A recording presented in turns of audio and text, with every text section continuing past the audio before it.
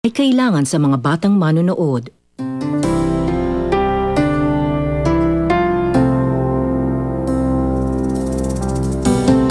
Tanggap na po ako. Wala pa lang ito ng kalbaryo. Mahal mo na ba talaga siya, Martin? Kailangan ako ni Graciela. Martin, iba ang pangangailangan sa pagmamahal. Akala mo ba, papayag na lamang si Louie ng ganun-ganun lang? Hindi tayo maghihiwalay, walang makakapaghiwalay sa atin. Ang babae ni Louie, kailangan niyang umalis. Kung hindi, masasayang lahat ng aking mga pinagpaguran at pinaghirapan ko. Nirape niya ako. Napakalaking tao ang haharapin natin kung sakasakali. This firm cannot handle this case. Baka nga mali na lumaban ako. Akong tutulong sa'yo. Paano kung hinarap ko yung problema tapos lalo magkagulo? Ang importante, hinarap mo ang problema. Ah, ganun ha? Senyorito Louie, tama na! Papatayin kita! Tama na! Tama na! Bitawan mo yan. Boji, Anong kulot niya? Boji, ayos ka lang. Martin, akin na yan. Ang Bart, pagsabihin itong inaanak niyo ha, binastos yung girlfriend ko. Sa susunod na may pumasok sa shota ako, papatay talaga ako! At ayoko tinitignan niyo siya.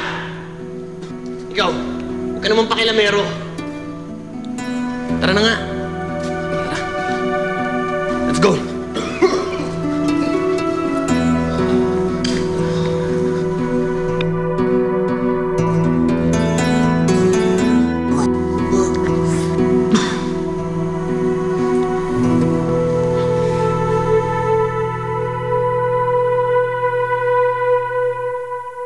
Mga 1 hanggang 3 araw lang tinatagal ng DNA ng sperm sa biktima.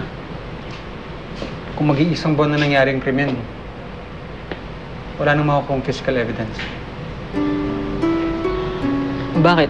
Hindi ba sapat sa inyo yung mga sinabi ni Monina? Sa tingin niyo may babae na labas para lang sabihin na ni-rape siya? Kaya yan niya kataya dito. Kulang ang akusasyon lang, Hans. Actually, may isa pa tayong option eh. Paano kung kumuha tayong psychiatrist? Pa-verify natin sa kanya na may rape trauma syndrome si Monina. Hindi pa rin tatayo sa korte yun. Monina, wala bang ibang nakakita sa inyo? Wala ka nang naaalala? Wala eh. Walang ibang tao doon. Tsaka, ang alam nila, boyfriend ko siya. Kaya kung may makakita man sa amin, iisipin lang nila na yun lang yung normal na ginagawa ng mag-boyfriend.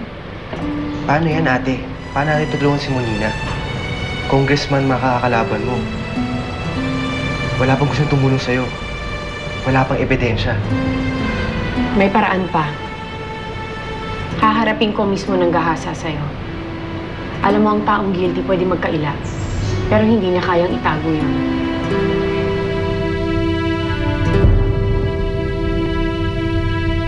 Louie, nabalitaan ko ang ginawa mo kay Boji. Tama lang sa kanya, Dad. Binastos si Graciela eh. Louie, huwag ka masyadong padalos-dalos. Lalo na sa isang babae. Lalo na sa isang tulad ni Graciela. Ano ba gusto mo sabihin? Louie, ikaw ang magmamana ng lahat ng ito. Lalo na ngayon, lumalaki na ang rancho. Ano naman ang kinalaman ni Graciela doon? Ang... dapat kasi para sa'yo, Louie, yung babaeng babagay sa'yo, yung babaeng may breeding. Breeding? Parang baka lang. Oo, baka, kabayo, aso. Siyempre, kung pipili ka na rin lang, dapat yung magandang klase.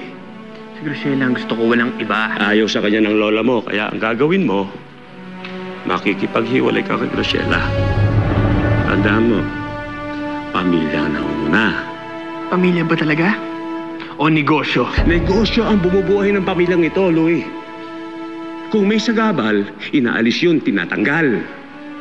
Ihiwalayan mo si Graciela at yun ang gagawin mo.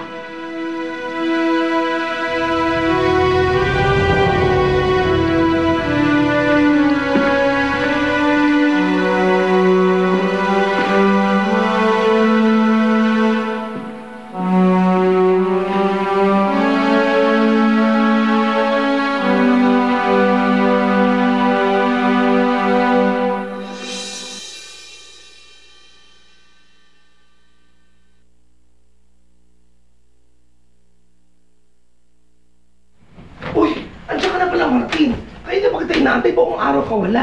Hindi ka na magbihis ka na, punta na tayo dun sa party. Hindi na ako pupunta doon. Bakit hindi? Dahil ba kay Graciela? Magkahiwalay na ba kayong dalawa? Martin, sagutin mo ako. Bakit hindi? Hindi po ganun kadali yun, Lo. Madali yun, Martin, kung gugustuhin mo. Eh, paano na lang si Graciela? Ano na mangyayari sa kanya?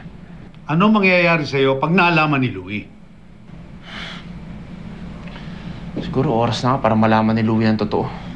Ano ka bang, Martin? Kapag nalaman ni Louie ang totoo, hindi lang bugbog ang maaabot mo. Baka akala mo nabalita ko ang ginawa niya kay Boji.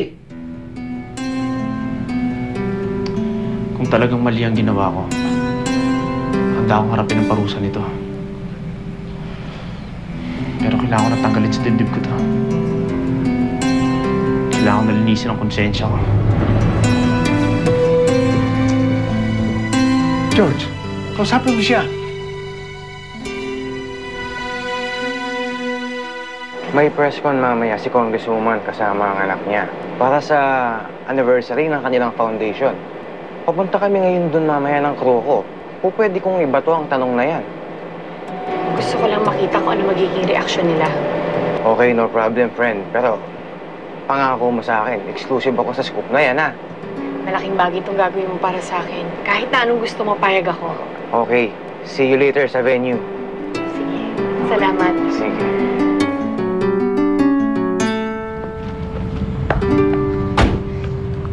Salamat. Sige.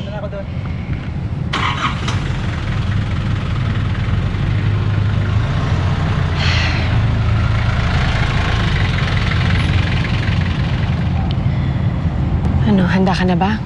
Okay ka lang ba dito? May tiwala ako sa'yo. Kapag ginawa mo to, Leilani, wala nang atrasan. Malaking sugal to. Karir mong nakataya. Pati na rin yung buhay mo. Oo, sugal nga to. Kaya kailangan kong pumusta para manalo.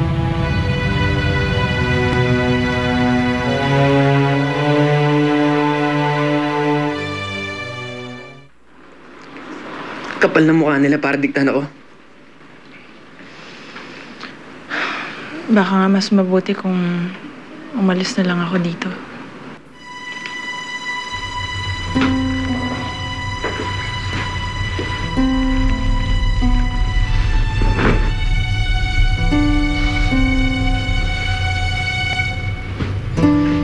Hindi ka aalis.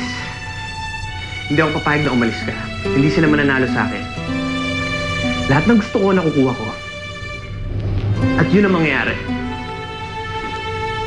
Paano kung mas magalit ang lola mo? Paano kung ayaw niya? Huwag kang mag-alala. May plano ako.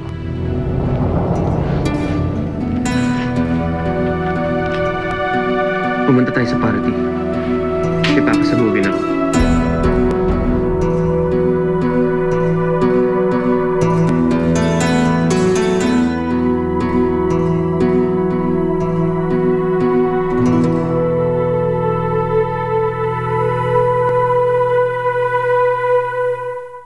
Humanda na sa hugupit ng mga showbiz chikang malupit. Jose Manalo, nalampasan ang